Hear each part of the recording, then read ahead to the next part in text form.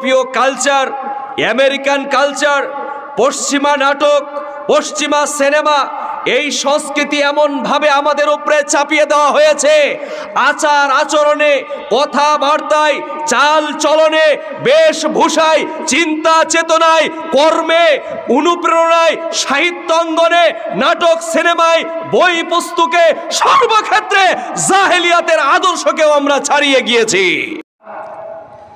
আর যারা আমার পথে জিহাদ করে,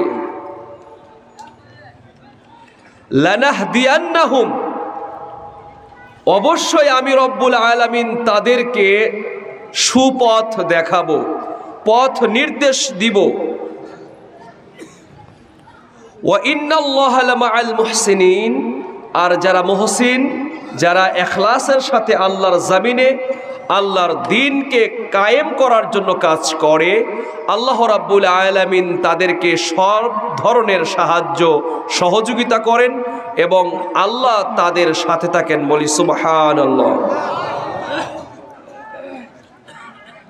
আপনারা কি চান এ দেশ থেকে সুদ ঘুষ চিরতরে চলে যাক? আপনারা কি চান আরো একজন বোন এই বাংলার মাটিতে ধর্ষিতা হোক? আপনারা কি চান আল্লাহর জমিনে আল্লাহর দ্বীন কায়েম হোক? আপনারা কি চান যেই যুগের মানুষ মানবতা কি বুঝতো না, যে যুগের মানুষ ন্যায় অন্যায় বুঝতো না, যে যুগের মানুষের মধ্যে সত্যতা ন্যায় পরায়ণতা ছিল না, যে যুগের মানুষ নিছক আনন্দ করার জন্য, শুধু আনন্দের জন্য একটা মেয়ে লোককে উটের পিছনে বেঁধে পুরা রাস্তা ঘুরিয়ে আনন্দ করত, যে কাবা, যে বাইতুল্লাহ, সেখানে তারা 160টা নগ্ন মূর্তি স্থাপন করেছিল। তারা সমাজে বেহায়াপনা, নির্লজ্জতা ছড়ানোর জন্য সমাজের যে কয়েকটা ক্ষেত্র আছে সবগুলোকে ব্যবহার করেছে।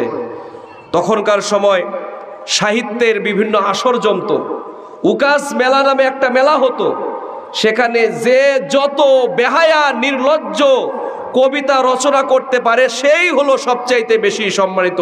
ইকো বন্ধ করে দেন। তারা হলো সবচেয়ে বেশি সম্মানিত। আমি বলছি আজ থেকে নিয়ে 1500 বছর আগের কথা, যে যুগে মানুষের মধ্যে সততা ছিল না, যে যুগের মানুষের মধ্যে আল্লাহ ভীতি ছিল না, যে যুগের মানুষের মধ্যে তাকওয়া ছিল না, তথাপিও সেই যুগের ইতিহাস যদি আপনি দেখেন, 500 শতাব্দীর পর থেকে নিয়ে রাসূলুল্লাহর জন্মের আগ পর্যন্ত, 4th শতাব্দী 3য় শতাব্দী, যে যুগকে ঐতিহাসিকগণ বলেছেন the age of darkness, the age of ignorance, অজ্ঞতার যুগ, মূর্খতার যুগ। এত নির্লজ্জ, এত বেহায়া, সমাজে নীতি আদর্শ কিছু ছিল না। মেয়ে ছেলেকে তারা জীবন্ত কবর দিত, বিমাতাকে বিবাহ করত। এত নিষ্ঠুর, এত অজ্ঞ, এত জাহেল। অথচ আমার হায়াত পর্যন্ত সময় থাকলো ওই যুগে একটা ইতিহাস দেখানো যাবে না যে 5 বছরের একটা মেয়ে ধর্ষিতা হয়েছে, 4 বছরের একটা মেয়ে ধর্ষিতা হয়েছে। সেই যুগে এত খারাপ থাকলেও নিজের আপন পিতা তার মেয়েকে ধর্ষণ করেছে ইতিহাস নেই। অথচ আজকে আমরা আধুনিক, আমরা শিক্ষিত, আমরা অনেক কিছু বুঝি, আমরা আল্ট্রা মডার্ন।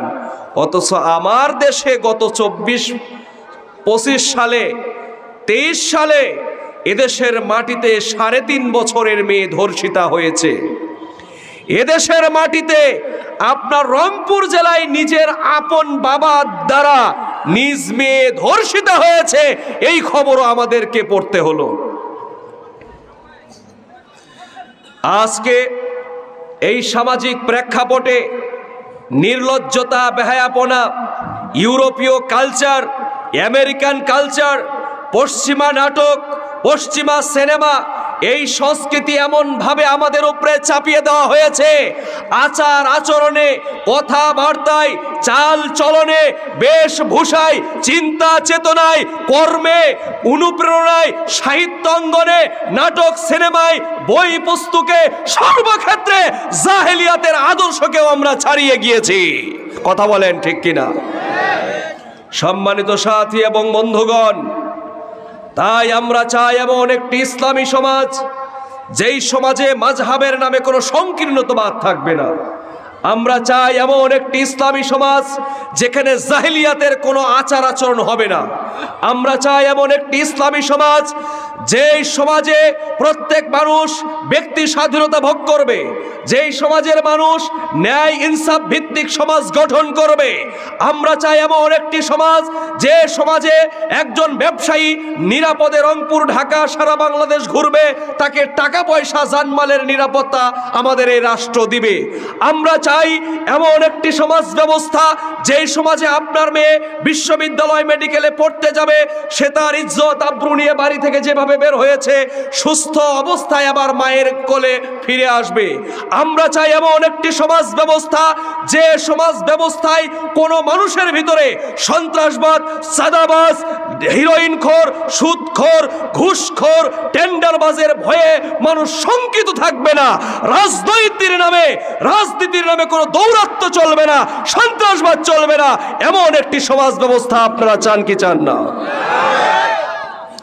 সম্মানিত সাথী এবং বন্ধুগণ, রাসূল সাল্লাল্লাহু আলাইহি ওয়াসাল্লাম যখন মক্কা থেকে মদিনায় হিজরত করলেন, 622 খ্রিস্টাব্দের পরের ইতিহাস। খাব্বাব রাদিয়াল্লাহু তাআলা আনহু যখন দেখতে পেলেন বিভিন্ন ক্ষেত্রে মুসলমানদের দলকে আক্রান্ত করা হচ্ছে, তারা বিভিন্নভাবে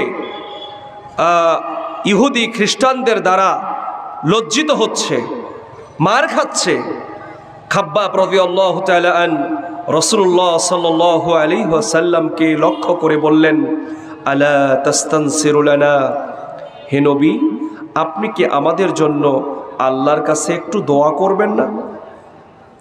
আলা তাস্তানসিরু লানা, আপনি কি আমাদের জন্য আল্লাহর কাছে সাহায্য চাইবেন না?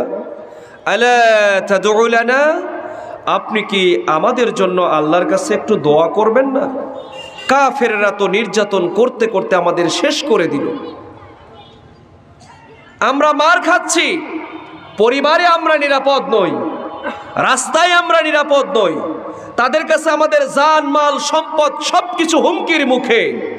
যদি আপনি আল্লাহর কাছে আমাদের হয়ে একটু দোয়া করতেন, আমাদের জন্য যদি আল্লাহর কাছে একটু সাহায্য চাইতেন, তাহলে অত্যন্ত ভালো হতো। কে বললেন? খাব্বাব রাদিয়াল্লাহু তাআলা। কে বললেন? আপনারা বাংলা বুঝেন না? আমার কথা কি বোঝা যায়? কথা মুখ খুলতে হবে, মাথার উত্তর দিতে হবে। কে দোয়া চাইছিলেন? খাব্বাব রাদিয়াল্লাহু আনহু। সবাই বলিতে একটু লিল্লাহে তাকবীর, লিল্লাহে তাকবীর। শুধু যুবকরা বলো, মুরব্বীদের বলার দরকার নেই। লিল্লাহে তাকবীর, লিল্লাহে তাকবীর। এবার সবাই মিলে সর্বশক্তি দিয়ে বলবেন লিল্লাহে তাকবীর। আরো আস্তে বলেন যাতে ওই পাড়ার লোকও শুনতে না পায়। লিল্লাহে তাকবীর, লিল্লাহে তাকবীর। আরো আস্তে, লিল্লাহে তাকবীর। আল্লাহর বরত্ব, আল্লাহর মহত্ব ঘোষণা করলে কি গুনাহ হয়? আল্লাহ মুখ দিয়েছেন, আল্লাহ আল্লামাহুল বায়ান, আল্লাহ আপনাকে আমাকে কথা বলার শক্তি দিয়েছেন। এই আল্লাহর নামের তাকবীর দিতে আপনার কণ্ঠ এত কাঁপে কেন, এত কার্পণ্য কেন? এখনই যদি বলতাম আমার নেতা তোমার নেতা, তখন বলতেন উমুক নেতা তুমুক নেতা। নেতা বলে দরকার নাই হইছে, কয় না নেতা উঠেই যাবে হুক্কা মার্কা। নেতা বলে থামো, সে থামে না, আবার বলে ছাড়েন তো, বলতে দেন, হুক্কা মার্কা উঠেই যাবে। শেষবার বলার শানে নজুল কি জানেন?